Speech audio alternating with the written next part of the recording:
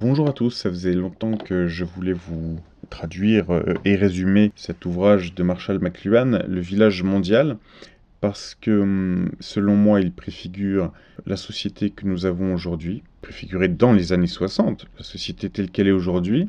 Et à mon avis, il a fait partie des gens qui ont influencé les dirigeants invisibles, qui ont donné la forme au monde tel qu'il est aujourd'hui, c'est-à-dire mélange de mondialisation, de pseudo-écologie, etc. Et en même temps, il n'y a pas que de la critique, il y a, de ma part, je veux dire, il y a des éléments intéressants. Je vous propose de commencer. Alors, oui, petite précision. L'ouvrage The Global Village, donc avec Marshall McLuhan et Bruce Powers, est sorti en 1989, définitivement. Mais à la base, son expression village planétaire est tirée de son ouvrage The Medium is the Message, paru en 1967, pour qualifier les effets de la mondialisation des médias, des technologies de l'information et de la communication. Alors, pour préciser la pensée de départ, ce sont des ouvrages qui me font penser un petit peu à la pensée de Jacques Attali, etc. C'est-à-dire finalement, on n'arrive pas à définir si ils nous préviennent seulement des effets de ce qui n'existait pas encore, enfin, ce qui n'était pas perceptible à leur époque. Donc on peut se demander, tiens, mais est-ce qu'ils ne répondent pas à des problèmes qu'ils ont eux-mêmes contribué à développer la popularité ou du moins faire connaître ces concepts. Vous voyez ce que je veux dire? C'est-à-dire que c'est des gens comme Attali, enfin, personne ne leur a rien demandé et ils proposent soi-disant des solutions face à des problématiques que la population normale, générale, ne leur a jamais demandé. Je veux dire, c'est vraiment des concepts de polytechniciens, etc. Donc, pour moi, c'est quand même une façon masquée d'avancer dans la vie, c'est-à-dire de cacher le fait que soit il s'agit de mode d'emploi pour certaines élites, finalement, sous couvert de juste, tu sais, dénoncer de façon neutre telle chose qui existerait. Parce que c'est ça qui est fascinant. Marshall McLuhan, dans le village global, etc., il avait théorisé déjà les messages électroniques, Internet, tout ça, quand ça n'existait pas encore. Enfin, peut-être que lui avait des renseignements privilégiés sur ARPANET, etc., mais je veux dire, pour la population générale. Donc, ce sont des gens, des futuristes, des futurologues quelque part, qui prévoient des choses qui ne sont pas encore là et qui proposent des pseudo-solutions. Bon, donc écoutez, je vous propose de commencer. Le livre propose une méthode, globalement, pour anticiper les mutations sociales induites par les technologies de communication. Voilà. Alors, fin de ma parenthèse, c'est vraiment ça, d'ailleurs, qui me dérange aussi dans Attali, c'est-à-dire que on a plutôt l'impression de technocrates qui anticipent pour les élites les problèmes que pourrait créer une technologie qu'ils ont eux-mêmes contribué à répandre. Voilà. Donc c'est écrit par eux et pour eux. Hein. Pour moi, hein. Je continue. Au cœur de cette réflexion se trouve la tétrade, une structure d'analyse en 4 parties permettant de cartographier l'impact de tout artefact humain, qu'il s'agisse d'un ordinateur, d'un satellite ou d'une base de données.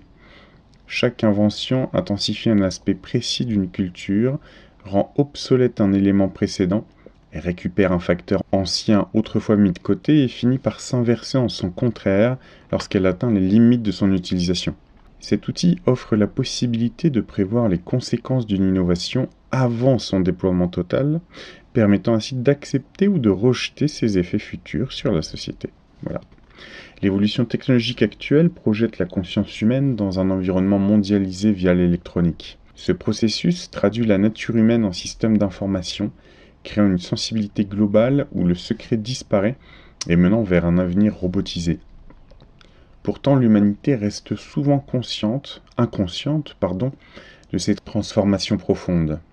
Par réflexe, les générations successives observent le présent à travers un rétroviseur, entre guillemets, en utilisant les cadres de pensée des époques précédentes pour interpréter les nouveautés.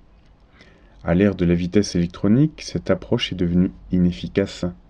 Il est désormais impératif d'aborder le présent comme une tâche d'analyse active afin de percevoir clairement les alternatives futures. Le conflit majeur de notre époque réside dans le choc entre 2 modes de perception, l'espace visuel et l'espace acoustique. L'espace visuel définit la civilisation occidentale depuis 4 millénaires. Il privilégie la linéarité, le raisonnement quantitatif et l'activité de l'hémisphère gauche du cerveau. À l'opposé, l'espace acoustique, lié à l'hémisphère droit, est holistique, qualitatif, et rejette les hiérarchies rigides pour favoriser une multitude de centres dynamiques. L'électronique force ces deux systèmes à entrer en collision brutale à la vitesse de la lumière. Ce contact abrasif entre les valeurs orientales, principalement acoustiques, et les valeurs occidentales génère des tensions mondiales immédiates et une instabilité des identités. Toutes les technologies possèdent une structure fondamentalement linguistique. Elles sont des extensions des sens humains projetés dans l'environnement. La tétrade sert de métaphore pour comprendre ce logos des artefacts et leur impact social. En étudiant les technologies liées à la vidéo et au réseau, il apparaît que la culture mondiale se repositionne vers un mode de perception multicentré. L'objectif final est d'atteindre une conscience intégrale en comprenant simultanément les deux systèmes perceptifs pour éviter la violence. Alors, petite parenthèse, l'objectif qui est d'atteindre une conscience intégrale, c'est peut-être via l'intelligence artificielle, comme on l'appelle, qui se développe actuellement. C'est peut-être ce qui nous est montré dans le film Lucie de Luc Besson. Je continue. La vérité n'est pas une simple correspondance de faits, mais une construction née de notre rencontre avec un monde qui, en retour, nous façonne. Le mythe de Narcisse illustre le rapport de l'homme à ses propres extensions technologiques. Narcisse ne succombe pas à l'amour de soi, mais à une image qu'il perçoit comme un être distinct, s'engageant dans une fascination qui mène à une forme de mort psychique. Cette auto-absorption se retrouve dans les technologies vidéo qui séparent l'individu de l'ordre naturel.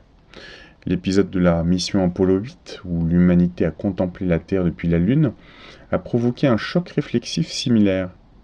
Ce moment a placé la conscience humaine dans deux lieux simultanément, créant un état d'extériorisation et d'intériorisation synchrone.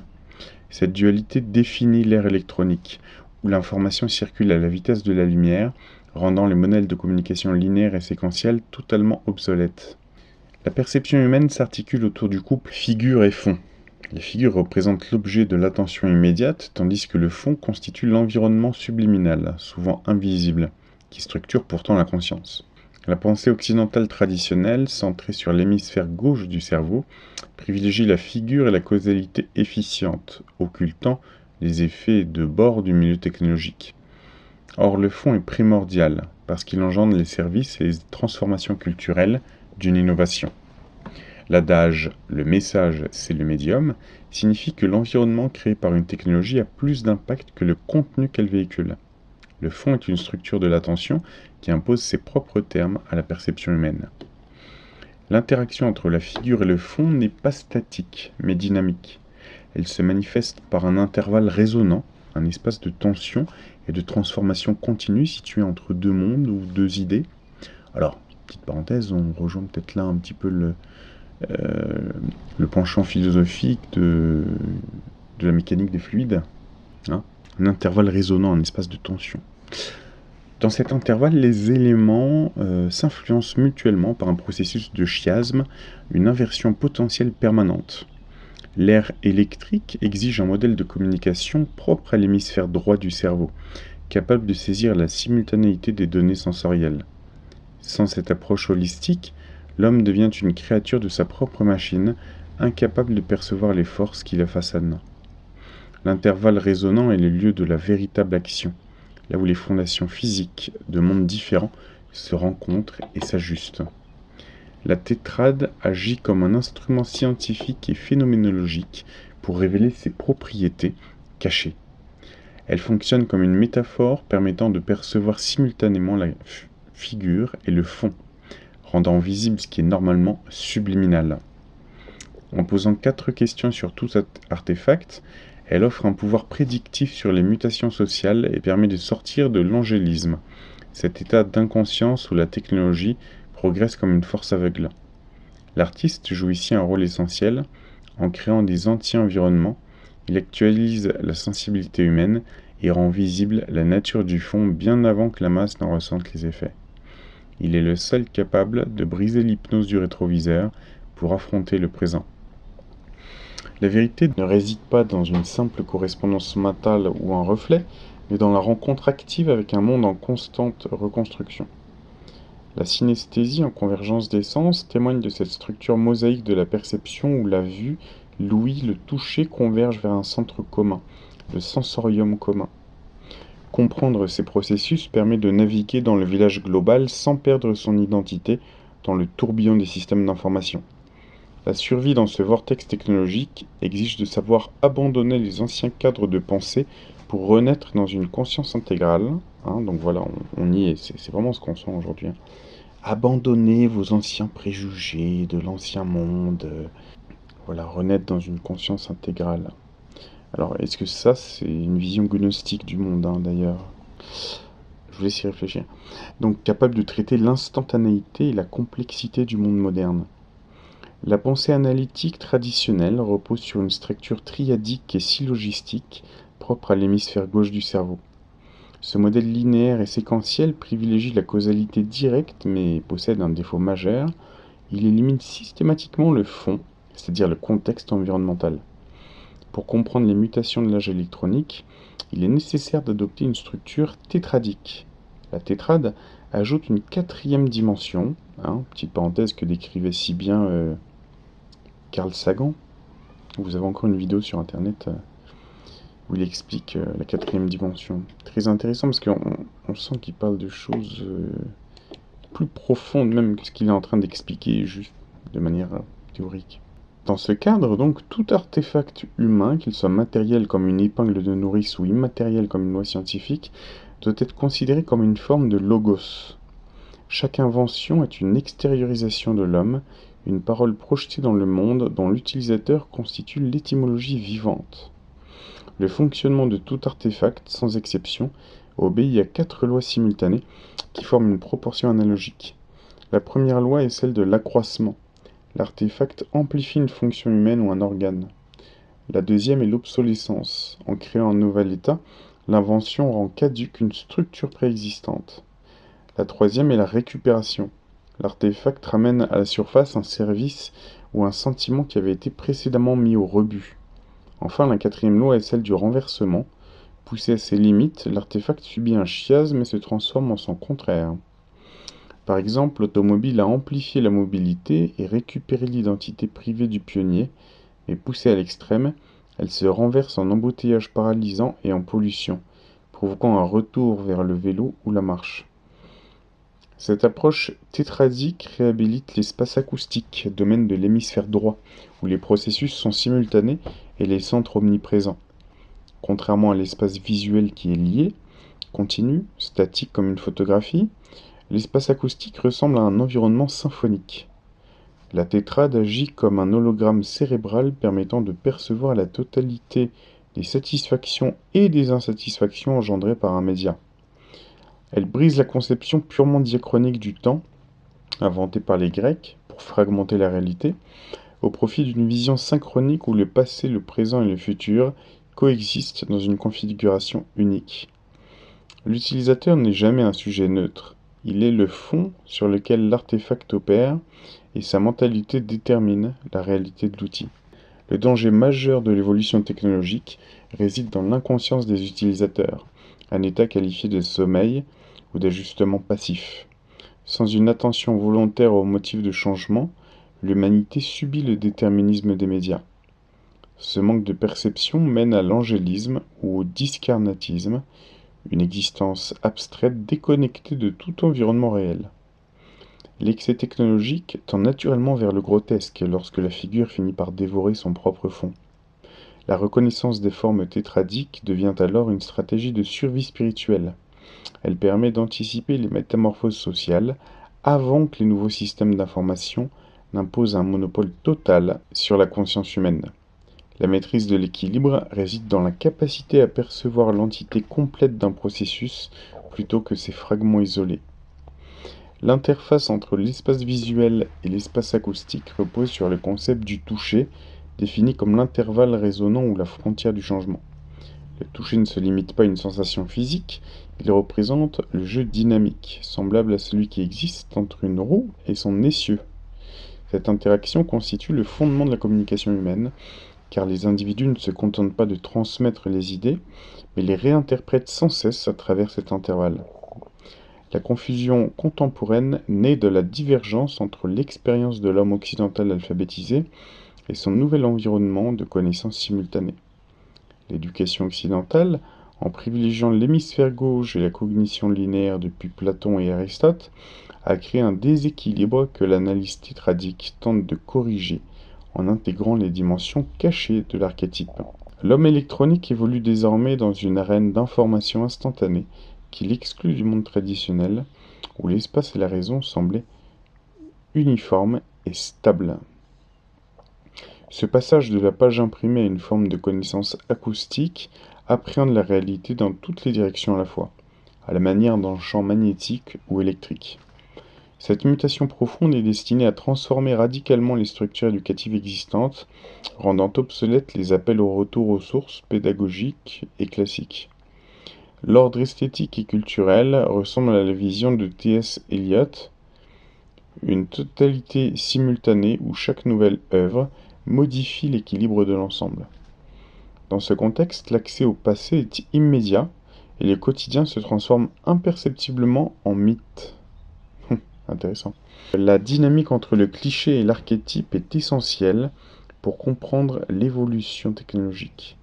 Un cliché est une extension humaine, une percée vers une nouvelle dimension d'expérience. Lorsqu'une technologie devient dominante, elle rejette l'ancienne forme dans un magasin de bric-à-brac culturel. C'est alors que l'ancienne technologie est récupérée sous forme d'archétype, chargée uniquement d'une nouvelle signification et d'une aura nostalgique. L'archétype est une conscience récupérée, une combinaison de vieux clichés réactivés par un nouveau contexte. Par exemple, le cinéma est devenu une forme d'art reconnue seulement lorsque la télévision a pris la place de médias dominants.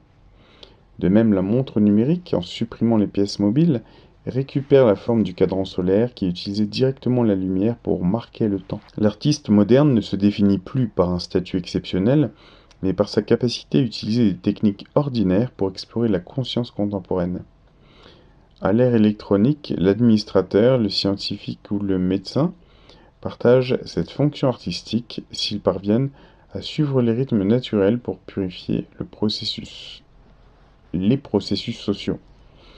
La chute de la culture visuelle du XIXe siècle plonge l'humanité dans un réservoir archétypal qui est commun, où la récupération de formes anciennes devient une méthode de découverte.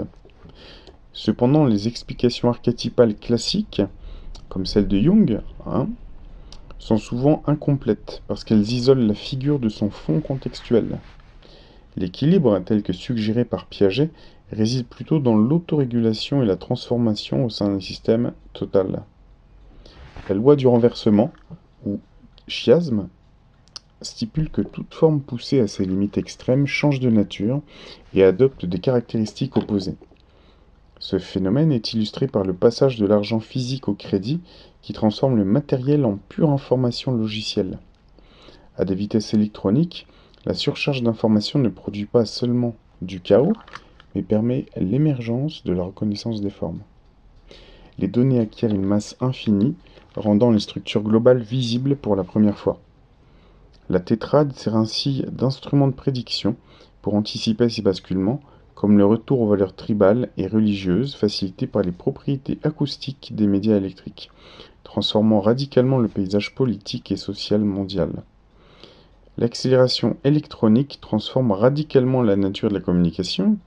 Ce n'est plus le message qui voyage, mais l'émetteur lui-même qui est projeté de manière dématérialisée, abolissant la distance traditionnelle entre l'orateur et son public. Petite parenthèse comme moi, là, en 2026, sur ma chaîne YouTube, en vous parlant à vous.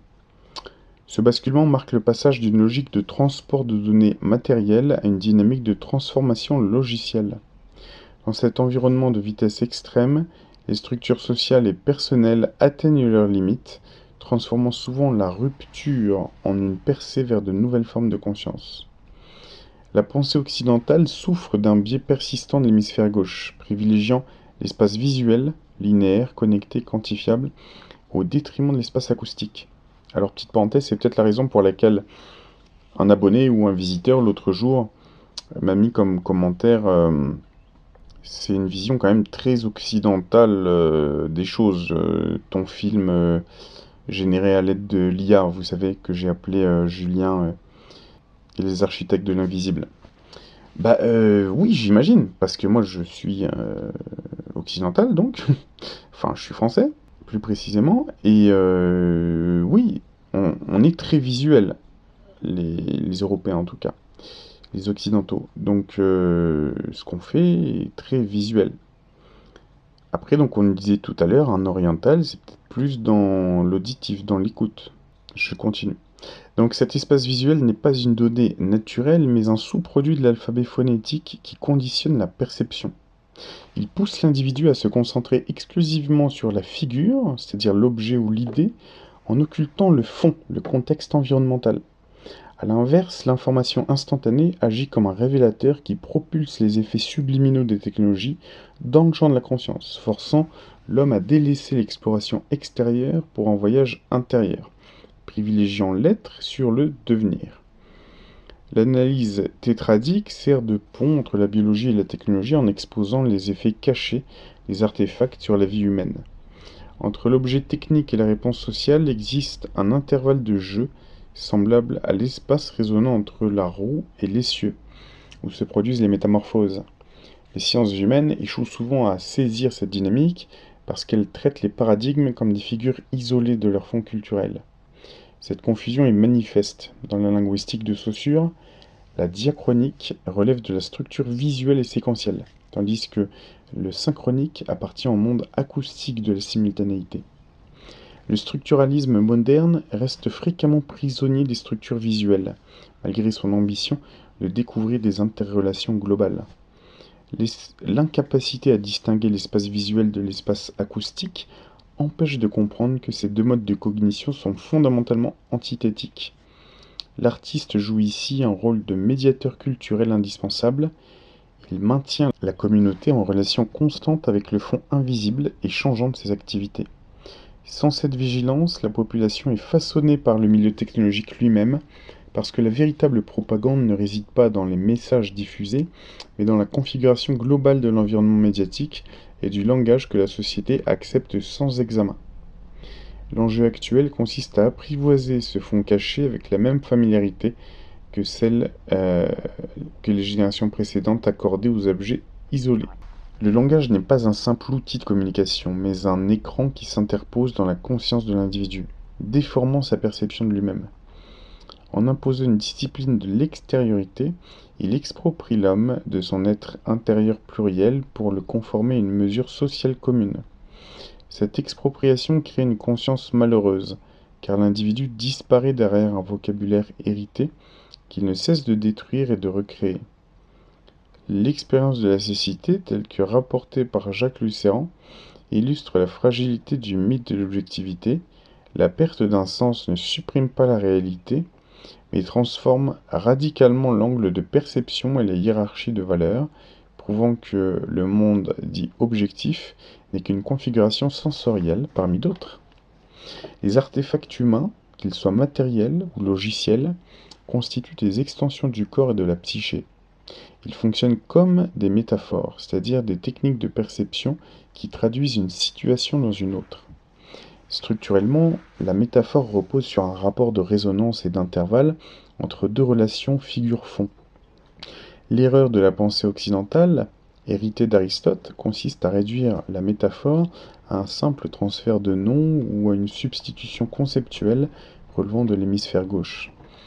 Cette approche visuelle et logique occulte le caractère discontinu et vivant de la métaphore, laquelle appartient au domaine de l'hémisphère droit et de la perception directe, percept, plutôt qu'à celui du concept. La confusion moderne, illustrée par les travaux de Paul Ricoeur, persiste à traiter le langage selon une théorie du transport de l'information. En cherchant à ramener la métaphore à une logique de correspondance ou de classification, ces analyses ignorent le fond contextuel pour ne s'intéresser qu'aux figures isolées. Cette méthode tente de transformer un processus de création et de transformation, poésis, en un système de correspondance statique. Or, le langage préserve toujours un jeu entre l'expérience vécue et sa restitution, une dynamique que la pensée purement dialectique ne peut saisir. L'évolution de la pensée occidentale est indissociable de l'impact de l'alphabet phonétique qui a brisé le logos oral originel en fragments distincts, la grammaire, la dialectique et la rhétorique formant le trivium. La dialectique privilégie l'abstraction et la forme correcte de la pensée, indépendamment du contenu ou du public, ce qui en fait une activité typique de l'hémisphère gauche. A l'inverse, la rhétorique et la grammaire, entendues comme l'étude des structures et des racines, sont des activités de l'hémisphère droit. L'idéal humaniste classique visait l'équilibre entre ces deux modes par l'union de l'éloquence et de la sagesse encyclopédique. Aujourd'hui, l'étude des technologies comme des formes d'exégèse marque un retour au principe de la grammaire ancienne, où l'on cherche à décoder les structures profondes de l'environnement médiatique plutôt que de simples messages isolés. Le tétrade de McLuhan s'inscrit dans cette démarche en privilégiant l'observation des lois de composition et d'interaction des médias sur les théories abstraites. L'avènement de l'imprimerie a instauré la suprématie de l'œil, soumettant les arts et les sciences à une structure dialectique propre à l'hémisphère gauche du cerveau. Ce modèle visuel, né de l'alphabet phonétique, impose une perception fragmentée et linéaire de la réalité. Le tétrade McLuhanien propose une exégèse de cette condition en analysant les technologies comme des extensions prothétiques du corps humain, des métaphores qui traduisent notre biologie en artefacts matériels ou logiciels. L'étude de ces objets sur une base linguistique et humaniste permet de comprendre leur structure profonde, le logos, plutôt que de simples récits mythiques. L'espace visuel est une construction artificielle qui privilégie la continuité, l'homogénéité et la fragmentation. A l'inverse, l'espace acoustique, propre aux cultures orales et à l'hémisphère droit, est un milieu de résonance totale, sans frontières ni centre unique. L'expérience de la cécité illustre cette dynamique. Le son n'est pas un signal extérieur, mais une présence qui traverse l'individu, instaurant un rapport d'interaction plutôt que de simple observation. L'homme occidental, hypnotisé par la perspective euclidienne et le point de fuite, a atrophié ses sens de l'ouïe et du toucher pour se conformer à un ordre géométrique rigide. Cette focalisation extrême sur l'œil crée une illusion de détachement par rapport aux objets. Intéressant ça, non ? Ben oui, nous, les Occidentaux, on peint des toiles depuis le XIIe siècle, peut-être même avant. On peignait déjà des mosaïques dans l'Empire romain. Alors est-ce que le symbole de l'œil qu'on voit si souvent pourrait inclure ça comme signification, hein ? L'occidental qui est focalisé sur l'œil, et cette focalisation crée une illusion de détachement par rapport aux objets. Je ne sais pas si vous vous souvenez, je vous avais parlé de cette sous-société de distribution de CBS, qui d'ailleurs a comme symbole un œil, et c'était notamment, ça apparaissait à la fin de certains épisodes de la 13e dimension, il me semble, dans les années 80. Oh non, 13e dimension, c'est année 2000, pardon, 90-2000. Et donc, après le logo CBS, il y avait un œil, donc un peu Illuminati, il y avait marqué Persistence of Vision, avec une pyramide et l'œil fragmenté en plusieurs. Et ça nous montre que notre vision qui en fait crée une espèce de continuité logique à partir de ce qu'elle voit, recrée un semblant de cohérence à partir de quelque chose qui est détaché. Hein. Voilà. Écoutez, j'espère que cette première partie de la lecture de mon résumé du village global de Marshall McLuhan vous aura intéressé. Le résumé fait 27 pages, il est disponible sur mon Patreon. Je vous dis à bientôt, vous me direz si vous souhaitez une deuxième partie. Au revoir.